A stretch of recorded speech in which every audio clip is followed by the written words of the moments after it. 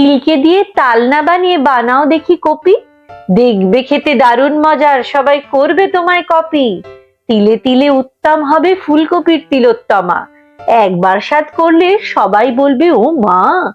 সামান্য কিছু জিনিস দিয়ে বানাই চলো আজ, তিল আর আমন ভিজিয়ে বেটে ফেলাই প্রধান কাজ। তারপরে আর কি, ফুলকপিগুলো সাদা তেলে ভাপিয়ে নিয়েছি, দারুচিনি আর কাঁচা লঙ্কা ফোড়ন যাবে সাথে, মশলা সমেত তিল বাটা দিতে হবে তাতে, একটুখানি রসিয়ে কষিয়ে তাতে ফুলকপিগুলো দিও, কয়েক মিনিট সময় নিয়ে ভালো করে ভাপিয়ে নিও।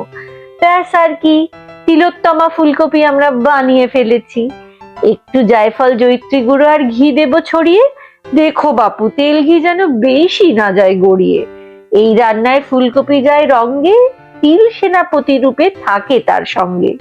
বন্ধুরা, আমরা তো উপকরণ একে একে দেখিয়ে নিলাম। এবার একটি মিক্সি জারের মধ্যে ভিজিয়ে রাখা তিল, আমন্ড, দই এবং জিরে গুঁড়ো দিয়ে ভালো করে স্মুথ একটা পেস্ট বানিয়ে নেব। এবার একটা কড়াই বা প্যান নিয়ে নেব। কড়াই গরম হলে তার মধ্যে সাদা তেল, আমি সানফ্লাওয়ার অয়েল দিচ্ছি, আপনারা যে কোনো হোয়াইট অয়েল ইউজ করতে পারেন, দিয়ে ভালো করে গরম করে নেব। তেল গরম হয়ে গেলে একে একে ফুলকপিগুলো দিয়ে নুন দিয়ে হালকা করে ভেজে নেব। শুরুতেই ফুলকপিগুলোর উপর একটু নুন দিয়ে দেবো যাতে সহজে নরম হয়ে যায়। ভাজতে ভাজতে ফুলকপিগুলো যাতে লাল না হয়ে যায় সেই জন্য আঁচটা আমরা সিমে করে নেব এবং ঢাকা দিয়ে দিয়ে ভাজবো। ফুলকপিগুলো বেশ সুন্দর ভাজা হয়ে গেছে, এবার একে একে তুলে নেব।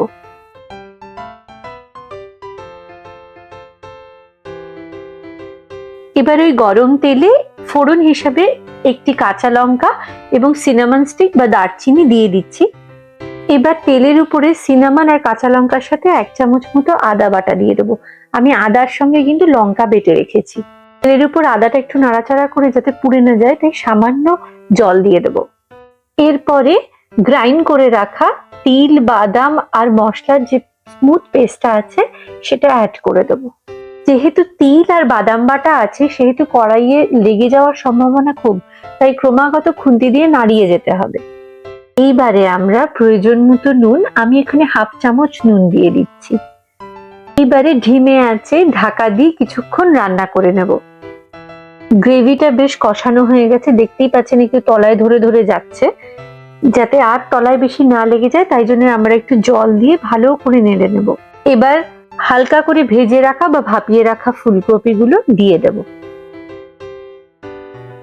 কিছুক্ষণ নাড়াচাড়া করে অল্প জল দিয়ে ঢাকা দিয়ে কিছুক্ষণের জন্য রান্না করে নেব।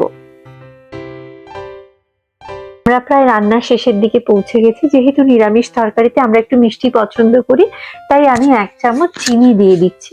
আপনারা চাইলে কম বেশি দিতে পারেন, নাও দিতে পারেন। আজকাল বাচ্চারা ভেজিটেবলস এর নাম শুনলেই খেতে চায় না, আমার বাড়িতে তো অন্তত এই গল্প। তাই একটু অন্যরকম ভাবে চেষ্টা করলাম, আপনাদের কেমন লাগলো আমাকে জানাবেন কিন্তু। এরপরে আমরা 1/2 টিস্পুন মতো জায়ফল জয়িত্রীর গুঁড়ো ছড়িয়ে দেবো। একটু ঘি না দিলেই নয়, তাই না? তাই উপর থেকে আমি 1-1.5 চামচ ঘি ছড়িয়ে দিলাম। ব্যাস, সহজেই তৈরি হয়ে গেছে আমাদের তিলোত্তমা ফুলকপি। এই তিলোত্তমা ফুলকপি কিন্তু লুচি, কচুরি, পরোটা এমনকি পোলাওয়ের সাথেও দারুণ লাগবে খেতে। বন্ধুরা, আজকে তবে আসি, আবার দেখা হবে, কথা হবে আমার আগামী ভিডিওতে একটা নতুন রেসিপি নিয়ে। ততদিন খুব ভালো থাকবেন, আনন্দে থাকবেন।